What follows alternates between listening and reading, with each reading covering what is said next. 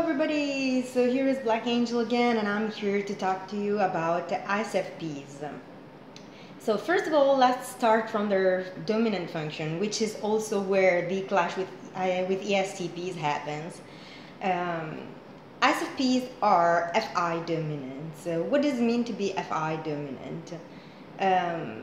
Well, the first thing that I'm going to say is that FI dominants are dominated by their sense of attraction and repulsion towards something, towards anything actually.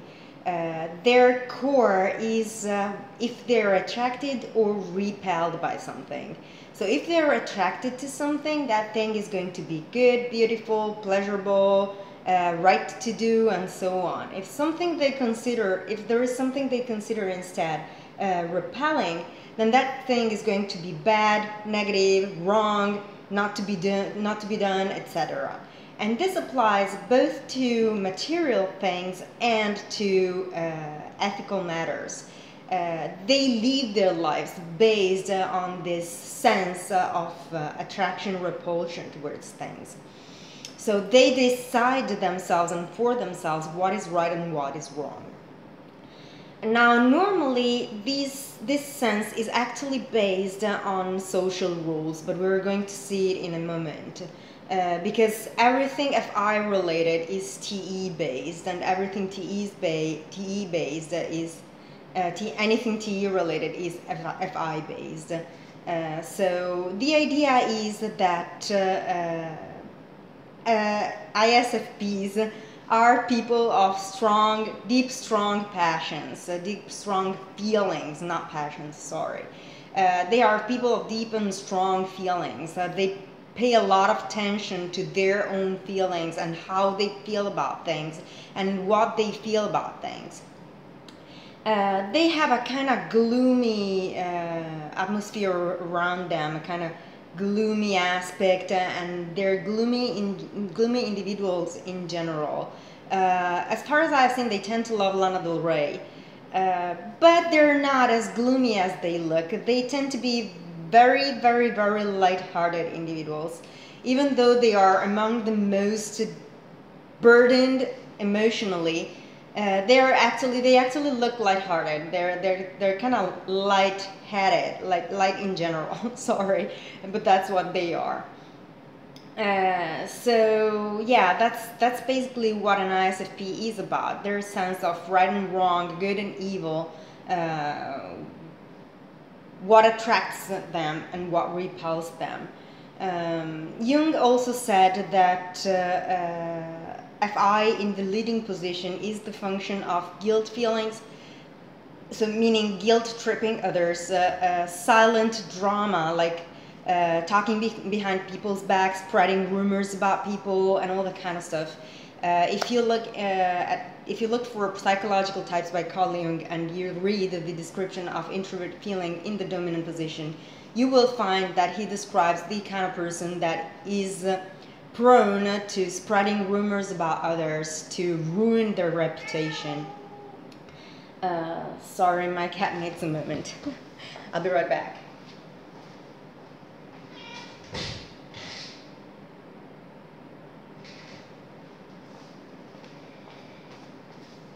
So, we were saying attraction, repulsion. Since in this case we have introverted feeling paired with extroverted sensing, what we're going to have to do is a very hedonistic type. And something that we can say is their extroverted sensing in the creative position makes them, in the auxiliary position, makes them extremely attractive individuals, meaning that they make of their strength, power, beauty, and political influence a matter of creativity. So I like to say that they're masters at picking money from other people's pockets, not in a literal sense, but in a figurative sense. So they're good at pushing others to making money and then spending those money for them. That's what ISFPs are very good at. My favorite example, if you want to look for an interview of ISFP, is Salma Hayek. So, and you will see also what I mean with light individuals. So they're kind of shallow in some way, but they're not actually such, because with that introvert intuition in the third position, they actually strive for some form of depth. And having this depth of feeling, that's a form of depth too, obviously. So I'm not here claiming that ISFPs are shallow individuals, but they're the kind of person that could be regarded as shallow. What happens with the extroverted sensing in the second position paired with introverted feeling in the first position is that we're going to have a type that is military and exponential about imposing their ethical standards. So if for an INFP it's a matter of silently persuading others about their personal ideal of society, for an ISFP instead it's a matter of imposing their sense of right and wrong onto others.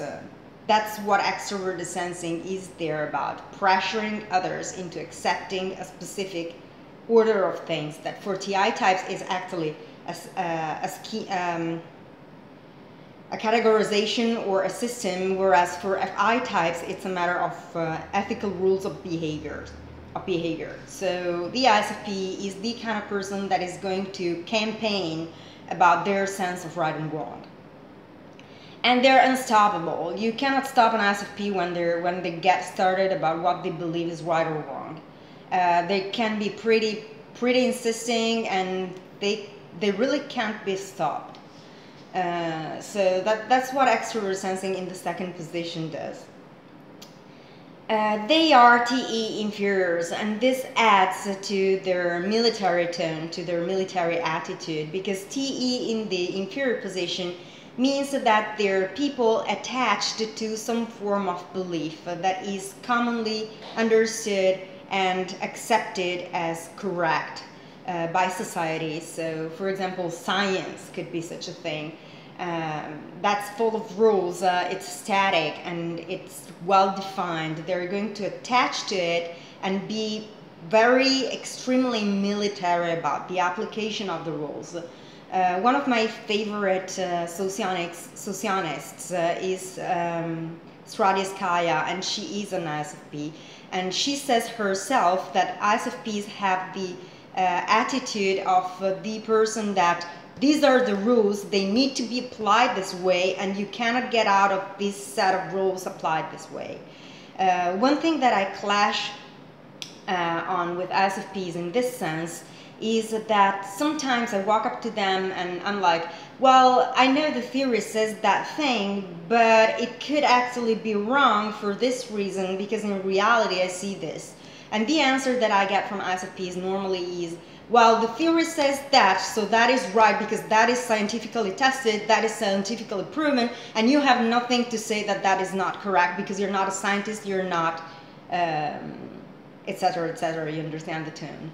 That's ISFPs, and that's TE inferior. INFPs are more subtle about this topic, but they are quite similar. Even if they, like I said, they lack that backbone, that extroverted sensing, so they're not going to be imposing about it. They're going to be subtle and manipulative, more manipulative about it. So yeah, that's basically TE inferior. What else can I say about TE inferior? TE inferior is partially submissive, like meaning that TE dominant types tend to be quite commanding. And they have a sense of this is mine and this is yours, territorial in that sense. So I thought at the beginning that that was an extroverted sensing thing, but I had to learn over time that that's actually an extroverted thinking trait. The idea of you are my girlfriend and you have to behave a specific way because you are my girlfriend, that's a TE dominant man. A male TE dominant or a male TE lesbian girl, I don't know. TE dominant anyway. TE is the possession function. They're very possessive, so you become some kind of property in their hands. And that's something that TE inferiors actually appreciate and like. That's what they want. FI dominance sense of dyad couple or relationship is extremely stable. So they are the stability guys. Both INFPs and ISFPs are stability guys. They strive for stability of feelings and depth of feeling over time, ISFPs in particular. And their idea of relationship is very stable and very mainstream in some way. It's the idea of the monogamous Catholic relationship, the normal standard Catholic relationship. Like I said, TE as an inferior function means a strong attachment to everything that is socially accepted. So social rules, social standards, all this kind of stuff is TE based. I just realized that I'm going to go against a lot of the people say about this thing, because a lot of people are persuaded that social standards are actually an extroverted feeling thing, but it's not. Extroverted feeling is actually freedom of ethics and freedom of everything. So it's TI based. TI is personal rules, my personal justice, my personal ideas, my personal opinions, my personal things. So extrovert feeling would clash with TI if it were instead rules based, as FI instead is socially based, as FI instead is. FE cares about creating an emotional atmosphere. FI based instead aims at preserving the social standards that they accept, because sometimes it is possible that an FI person doesn't accept some social standards. It's normally ISFPs and ENFPs. Anyway, back to our ISFPs. They are an I tertiary. An I tertiary means that their self-esteem revolves around coherence.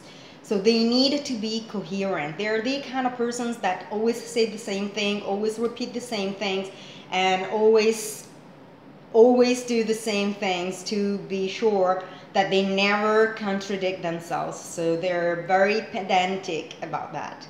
And that's how it works.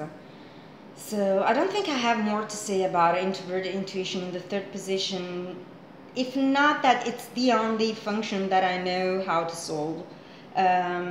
Meaning that when there is some sort of issue in that department, the way to solve it is for them to rely on their inferior function, so on someone else basically.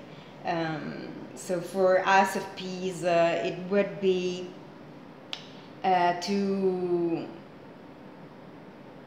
I'm not sure I'm remembering correctly, so I think I will leave it at that. So introverted intuition, it's a matter of coherence. Sorry, but I'm really not persuaded about what I was about to say, but you can research it online, you will find it. Anyway, yeah. With whom do ISFPs get along? With anyone they can fight with. What does it mean? It means that the FITE axis makes types, builds types that are not concerned about how things are said or about the environment, the emotional environment that is created. One thing that I can tell you is in my past, I found myself in an extroverted feeling based environment, and some TEFI types started battling against this thing, saying that those FE types wanted to create Smurfland. That's basically what an FE environment looks like, Smurfland. And the FITE axis instead wants to be straightforward in the way they say things and very direct to the point, no diplomacy, and you have to take it the way it's said, and they believe that that's just honesty. It's very different from the ESCP kind of way. ESCP is expressing reality in a diplomatic way, whereas ISFPs, ENTJs, all these TEFI types are going to be blunt in your face and kind of cruel in some way. I don't think it's cruel for an extroverted feeling type. I think they would actually appreciate it as cruel in some way. Or at least that's the perception that I had about the Gamma Quadra, that they appreciate in some way cruelty. They're very bound to the dark world anyway. So with whom do they get along? With anyone they can fight with. And these are words that an ISFP I know actually pronounce. And she said, I can get along only with people I can fight with. And she told me stories about being locked in a car and fighting physically against someone that she now considers a great friend for that reason.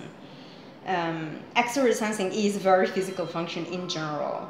But with these types, they really see things from that point of view, that if you are straightforward, direct, and you say things in people's face without caring about how you say things, then you are good to go. If you don't, then you're not good to go. So obviously ENTJs and INTJs are types with whom the ISFPs are going to get along, and ESFPs, and they're surely going to appreciate some ESCPs or ENTPs attitude at first, because they're not they're probably the types in the other groups of functions that are the most straightforward, apparently at first glance. So they're going to take that as TE bluntness, but it's actually not. And when they actually figure that out, then clashes start to come out. Especially because these two are the most nonconformist types, along with ISFJs and INFJs. I'm about to sneeze. Sorry. So yeah, this said, Enneagram types likely for ISFPs. First Enneagram type that is likely for an ISFP is the Enneagram 9. I know it clashes a little bit with their aggressive kind of attitude, but you have also to think that they're more internally aggressive than externally so, which goes hand in hand with Enneagram 9, that is seeking internal peace. So Enneagram 9 is very good and very likely Enneagram. Enneagram 1, obviously, because of that strong sense of right and wrong. Possibly Enneagram 5, because of that attachment to knowledge and things being a specific way. So I would say 9, 5s, and 1s would be ISFPs, the most likely Enneagrams. I think this is pretty much everything I have to say about this topic, and I will close this here, and I will talk to you soon. Bye.